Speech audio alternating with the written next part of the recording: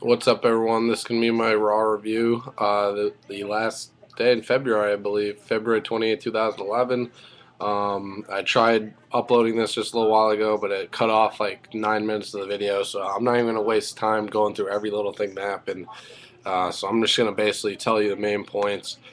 Overall, the show it was from Buffalo, New York. It was alright. Not really any great matches. The best thing was by far The Rock's promo. He wasn't there live, as I assumed. When I heard he was going to be there, it was just via satellite. Um, he basically, here, I'll just read you what happened to Cena. So you go to this Rock's home in L.A. Via satellite, and he's got the purple hat, Cena's purple hat on the armband and the pendant, the whole deal, and he's like, yo, he's like, you can't see me, like making fun of him and shit, and he says, Rock says, let's get one thing straight. I address you like a man, and what do? You rap to me? You address me in the form of rap? Rock said, oh, that's what a guy in a purple shirt, the dog tags, and jean shorts would do. And he reminds Cena how, like, all this started. He says his love for WWE is endless. He puts over his grandpa and his dad and talks about his family. And Rock says he accomplished his goals in WWE. Everything he wanted to do, every title he accomplished it, and he said he wanted more. He wanted to go to Hollywood, accomplish his dreams there, and Rock says he paved the way for Cena and kicked the door open for him. And he said, "What does he do? Publicly insults the People's Champion." Excuse me. So that's good stuff. And Rock talked about how he's going to bring it, and he always brings it. And he talks about whooping Cena's ass. And Rock says he's hosting WrestleMania, but he's also going to address Cena, and he says it's going to be sooner than he thinks. So that was cool to hear. Maybe in one of the next coming Raws. Triple H cut a promo at the beginning of Raw, about like how he's done it all in his career. Basically, I've done everything there is to do in my career. I've won every title I wanted, 13-time world champion.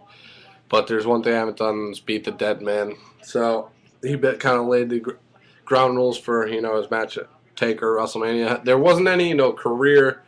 I'll put my career on the line yet, which I'm assuming it'll be introduced if they're still planning on doing that in the next couple of weeks. By the way, back to the Rock Cena thing. What he said to him, he spit like a 2-3 bar freestyle of his own. It was hilarious. All he said, "Listen up, you yabba dabba bitch," and they didn't edit it out. It was absolutely hilarious. Just great. I mean, even Rock's not there in person, he's still hilarious and captivating, if you will. Let's see what else happened. The Miz came out earlier in the night and basically talked about the Rock's responding to Cena and not him, and he talked about how he's the biggest star in the WWE, right? How Cena once was the WWE's biggest star. Rock's time is over, and Miz says it's his time now, and he's the biggest WWE star in history. He talks about being the most must-see WWE champion ever, and he says on this, he's like, I will beat John Cena at WrestleMania, and on the very same night, I will beat The Rock. Whatever that means. When Cena came out and said his bunch of bullshit. I never write down anything Cena says because most of it's just all gobbledygook, if that's what you want to call it. Just bullshit, just little jokes that aren't worthy of writing down.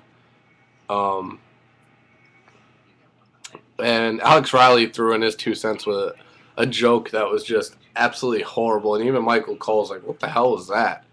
It was just horrible. What else happened? Miz attacked Daniel Bryan on his way down to the ring for a match and attacked him from behind, beat the hell out of him, gave him the skull-crushing finale on the pavement or the concrete. And even Cole's like, I'm not sure I can even I could condone this. The other main point in the night was when Randy Orton came to the ring and says he wanted to. When he punted Punk 2.5 years ago in the skull, he made the biggest mistake of his career by not kicking him harder. And he talks about how Punk will wind up in a bed sipping food through a straw, and he's gonna punch him so hard his neck snaps. And then Punk came out and he calls Orton a hypocrite and says, you came to put me in a retirement home or whatever. I came to put you in the ground. And then the email comes in says it'll be Orton versus Punk at WrestleMania. Over the next few weeks, Orton will face members of the Nexus in singles matches. If he wins, if Nexus wins those matches, they can all be in Punk's corner at WrestleMania. However, if they lose, they are banned from WrestleMania. So starting off, Randy Orton versus Michael McGillicuddy tonight. This was probably the best match of the night. I mean, it was short, but it wasn't bad. I mean, McGillicuddy showed a little bit of his abilities, which I'm happy to see. And Orton won with the RKO, and then he lines up for the punt after, and he looked like a psychopath, just completely psychotic at some points tonight. Like, I love those faces he makes. Orton was just seething, and Punk's like, Randall, don't do it, I'm warning you. And Orton just winds up and kicks McGillicuddy's head off, just punts his brains out, and then books it to the crowd as Nexus came down, chased him off. I showed the replay, and you could see the whiplash in McGillicuddy's neck from that punt. It was vicious. So that was good stuff. I like this feud going on. See, Sincero was hyped tonight by Cole and Josh Matthews. They even mentioned his name before, Mystico. I don't know much about this dude. I was gonna do a video about him, talk about him. I'm still learn a little bit about him. But from what I've heard and some of the clips I've seen, he's fucking awesome. He's like a younger Rey Mysterio. His mask looks sick. Just can't wait to see him, debut at Raw or SmackDown. I think he should go to SmackDown. And then the other main segment of the night was Cole and King. Basically, Cole responds like, "No, I don't like. It's to your WrestleMania challenge, no." And the crowd is booing him. It's just such a bitch. And he's like, I'll face you under two conditions. Number one is that my trainer gets to be in my corner, and number two is I get to pick a special guest referee. And King, as it says, accepts. He's like, I don't care what the stipulations are or whatever. I accept. And Cole introduces his trainer, which ends up being Jack Swagger. And Cole's like the Swagger and King are like face to face. Cole kept calling him Lawler too by his last name. And so Cole's standing behind Swagger, acting all tough, like, what now, Jerry? Pushed him, and then he slapped him in the face, and King tried to get at him, and Swagger put him in the ankle lock, and Cole was like talking trash to him while Swagger had it locked in on the ground. Cole's, oh my god, I want him to get his ass kicked so badly. So it looks like that's going to be a match at WrestleMania. So we know who Swagger's trainer is. I want to see who the guest referee is. I hope JR is involved. I just hope Cole loses, JR comes back to announce. Be awesome. So yeah, and then it's pretty much the main points, guys.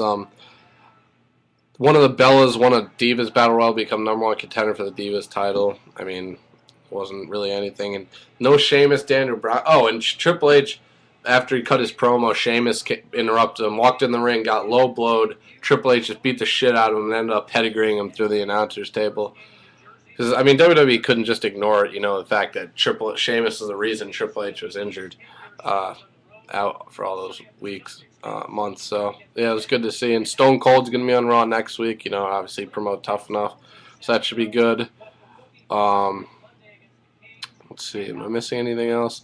No Daniel Bryan Sheamus interaction. I hope that feud they still plan on doing that. Oh yeah, and after Sheamus got his ass whooped, the ref said you were supposed to have GM emailed in said you were supposed to have a match tonight. You're still going to, and your opponent was the returning Evan Bourne. So that was cool. See, Bourne. I heard he wasn't due back for another few weeks or so, but he looks 100%. It's good to see him back. He won a quick match with Airborne as moonsault on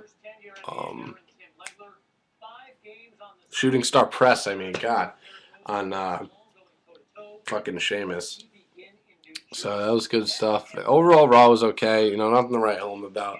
And the steel cage match, the main event, was Cena versus Alex Riley. If Alex Riley lost, he was fired as the Miz's apprentice.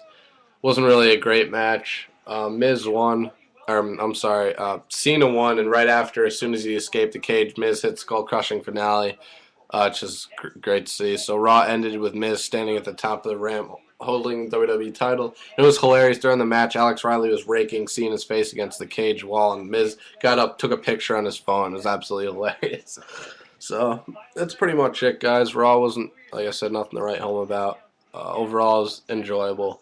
So yeah, Let's see. Was there anything else? Sorry. So yeah, like I said, I hope Sheamus and Daniel Bryan they're still planning on doing that. I'm anxious to see that feud, and for that match for the title. And no Ted DiBiase tonight. Jeez. I mean, you see his former tag team partner Cody Rhodes getting tons of heat on SmackDown. He's gonna have a WrestleMania match against Rey Mysterio. He's becoming a huge star. Get to see him main eventing in next coming year or two. Who even knows? Maybe later this year. And I mean, he's just on his way to bigger and better things. And DiBiase, I don't know what they're doing with him. I mean, got to do something with him, man. Give him a push. He deserves it. I don't know deals with him, but yeah, Raw was good tonight, guys. Comment, subscribe, let me know what you thought, and let me see, make sure I didn't forget anything. Um,